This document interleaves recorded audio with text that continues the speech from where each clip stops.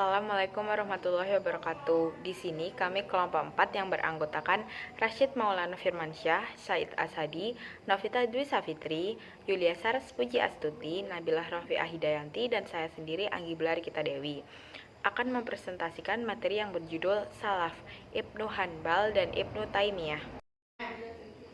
Kata salaf secara etimologis dapat diterjemahkan menjadi terdahulu atau leluhur.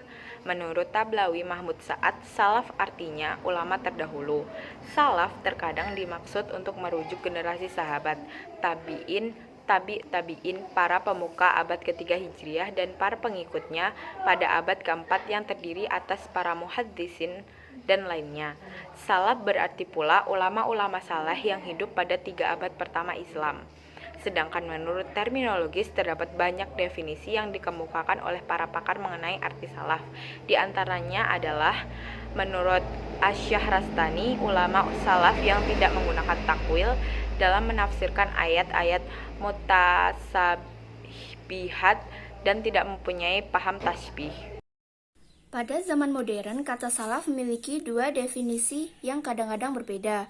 Yang pertama digunakan oleh akademisi dan sejarawan, merujuk pada aliran pemikiran yang muncul pada paruh kedua abad ke-19 sebagai reaksi atas penyebaran ide-ide dari Eropa dan orang-orang yang mencoba memurnikan kembali ajaran yang telah dibawa Rasulullah serta menjauhi kebidahan, kufurat, syirik dalam agama Islam.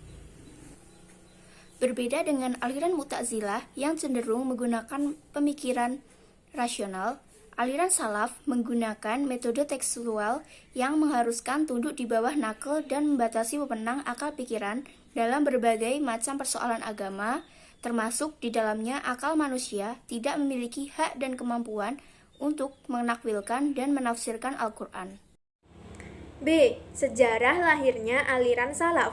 Generasi salaf terdiri atas 3 generasi muslim pertama. Masa itu membentang selama 3 abad. Abad pertama yaitu pada masa sahabat Nabi Muhammad SAW yang berakhir dengan Anas bin Malik. Selanjutnya pada masa pengikut sahabat Nabi Muhammad SAW yang disebut dengan tabi'in, dan yang selanjutnya pengikut dari tabi'in. Ahmad bin Hambal dianggap sebagai generasi salaf yang terakhir. Kaum muslim mengenal generasi salaf ini karena persahabatan mereka dengan Nabi Muhammad SAW dan kedekatan mereka dengan masa hidup Nabi Muhammad SAW. Usaha menghidupkan jejak generasi salaf ini mulai terjadi sejak abad keempat Hijriah atau 9 Masehi, di mana pada masa itu kemajuan berpikir berkembang sangat pesat dan juga muncul aliran-aliran paham baru di kalangan umat Islam, baik dipengaruhi atau tidak oleh ajaran di luar Islam. Pada abad ke-7 Hijriah atau 13 Masehi, Ibnu Taimiyah dengan kegigihan dan keberanian yang luar biasa mulai melanjutkan paham salafiyah ini. Mula-mula dalam pengajian-pengajian, kemudian dalam tulisan yang tersebar luas dan menggegerkan ulama-ulama dalam mazhab lain. Ibnu Taimiyah mendesak kaum muslim agar untuk kembali ke ajaran yang utama, yaitu Al-Quran dan hadis Nabi Muhammad SAW. Pada abad ke-12 Hijriah muncul gerakan-gerakan reformasi untuk menangani kehancuran moral dan sosial umat Islam. Generasi Wahabiyah adalah yang terpenting. Pendirinya yakni Muhammad Ibnu Abdul Wahab.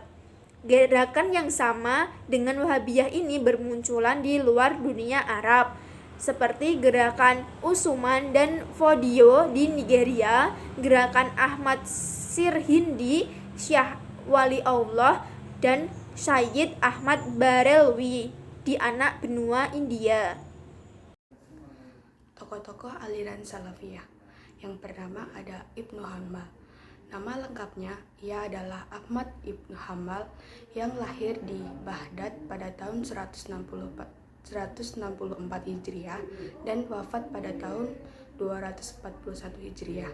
Ibnu Hanbal dikenal sebagai seorang yang zahid, teguh dalam pendirian, wara, serta dermawan. Karena keteguhannya, ketika Khalifah Al-Ma'mun mengembangkan mazhab Mu'tazilah, Ibnu Hanbal menjadi korban mihnah. Dan yang kedua ada tokoh Ibnu Taimiyah. Nama lengkap Ibnu Taimiyah adalah Taqiyuddin Ahmad bin Abdul Halim bin Taimiyah.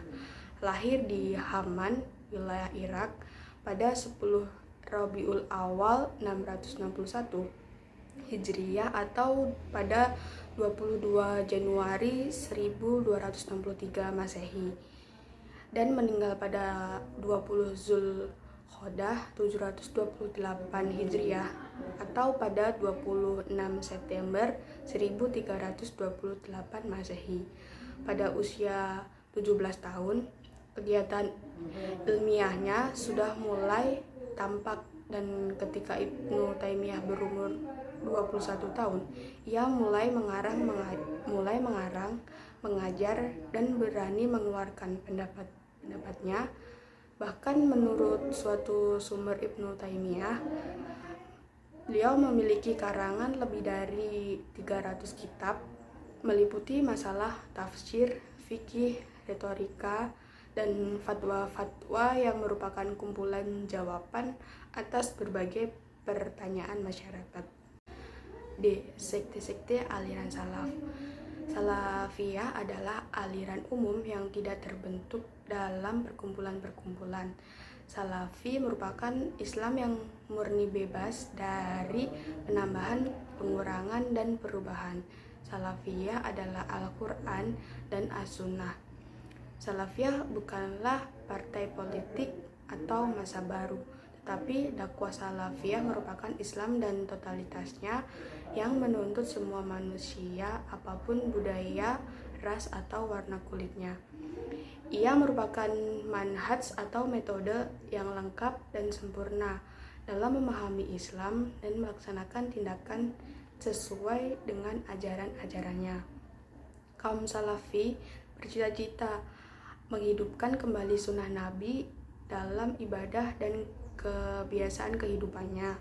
Terhadap beberapa karakter seorang Salafi antara lain, yang pertama, menganjurkan yang baik dan melarang yang munkar.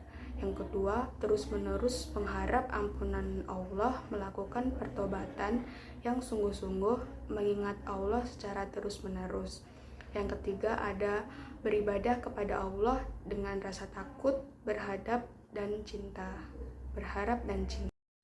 Bagi kaum salaf yang benar adalah ahlu sunnah wa jamaah. Mereka adalah kelompok yang selamat. Seorang muslim tidak ada pilihan lain selain menjadi kaum salaf. Berikut hasil dari klasifikasi para pengkaji salafisme yang seringkali mengarah kepada salafiyah sebagai sebuah gelaran dan doktrin keagamaan. 1. Al-Salafiyah At-Tarikiyah. Kelompok ini berhubungan erat dengan aliran pemikiran dan ideologi ahli al-sunnah wa ajma'ah. 2. Al-Salafiyah Al-Wahabiyah. Kelompok ini ditunjukkan untuk pengikut Muhammad bin Al-Wahhab. Kelompok ini lebih cenderung kepada gerakan politik daripada gerakan keagamaan, meskipun sebenarnya tujuan utamanya adalah gerakan permurnian agama. 3. Al-Salafiyah Al-Islahiyah. Kelompok ini menjadi gerakan madhab yang menegakkan prinsip la yasluhu akhir hadhihi al-ummah ila bima saluha bihi awalahu. Tidak akan pernah menjadi baik umat ini kecuali mereka menempuh jalan kebaikan generasi awalnya. Rifa'ah Tadhawi adalah tokoh sentral dalam gerakan ini. 4. Al-Salafiyah Siliyah Hasan Al-Banna. Sebagai pendiri, kelompok ini memprioritaskan sasaran utamanya, yaitu perubahan sosial daripada sasaran pemikiran. Al-Banna merintis fase-fase berdirinya Madinah Al-Islam sebagai ganti dari Madinah Al-Mada. Kelompok meyakini kekuatan paling utama ialah kekuatan akidah dan iman. Mereka melakukan reformasi keagamaan dari kalangan masyarakat lokal. 5. Al-Salafiyah, Al-Jihadiyah, Al-Takfiriyah. Gerakan ini mengajak para muslim untuk berjihad, kembali ke apa yang mereka sebut Islam sesungguhnya, meskipun harus perang berhadapan dengan umat Islam itu sendiri. Ide atau gagasan kelompok ini antara lain Al-Hakimiyah, Lillah, Jahiliyah, Al-Muitamah, Takfir, Al-Anjimah, Al-Unf, Al-Musalah. Fakta yang terjadi, kita kelompok ini mengusung ide dan gagasan reformasi dan kebangkitan Islam melalui nilai-nilai Al-Quran. Namun justru gerakan ini membawa karakter negatif pada Islam. Fenomena bom bunuh diri dengan mengatasnamakan agama merupakan bukti real atas ilustrasi di atas dapat dipahami. Relevansi dianutnya salaf di era milenial. Pesantren merupakan sistem pendidikan yang tertua saat ini dan dianggap sebagai produk budaya Indonesia yang indigenous. Mulai muncul masyarakat Islam di Nusantara pada abad ke-13. Seiring dengan itu, mulailah ada pendidikan agama Islam seperti pesantren setelah beberapa abad berlalu.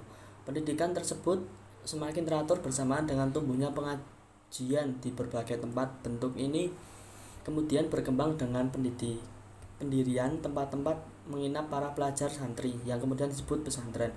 Di sisi lain, beberapa pesantren masih mempertahankan gaya tradisional atau yang dikenal dengan istilah pesantren salaf. Pesantren salaf masih eksis hingga kini karena pertama, peran kiai sebagai penentu kebijakan di pesantren. Kiai merupakan penjaga terhadap eksistensi pesantren salaf. Setiap ide, gagasan, usulan, dan keputusan berdasarkan restu kiai. Kedua, keberadaan nilai-nilai keberkahan yang selalu dipertahankan dan nilai hormat dan patuh terhadap kiai. Ketiga, kurikulum pesantren salaf yang dianggap dapat membuat santri menguasai ilmu-ilmu keagamaan secara lebih luas. Keempat, kepercayaan masyarakat terhadap pesantren salaf. Hadirnya sistem pendidikan pada pondok pesantren modern merupakan keniscayaan dalam sistem pendidikan di Indonesia pada umumnya. Sistem ini dianggap tepat bagi dunia pesantren masa kini untuk mempersiapkan anak didiknya menjadi pribadi yang siap menghadapi tuntunan zaman. Sistem pendidikan pondok pesantren modern sebenarnya merupakan kelanjutan dari sistem pendidikan pondok pesantren salafiyah, di mana kemunculannya bertujuan untuk beradaptasi dengan tuntunan zaman yang ada. Sistem pendidikan pondok pesantren modern berupaya memadukan sistem tradisional dengan sistem modern. Pada pondok pesantren modern di samping menjadi lembaga pendidikan, di sana juga menjadi lembaga sosial, di mana di pesantren modern santri disiapkan untuk dapat secara cakap berdakwah di tengah-tengah masyarakat. Demikian presentasi dari kelompok kami, kurang lebihnya kami mohon maaf sebesar-besarnya. Wassalamualaikum warahmatullahi wabarakatuh.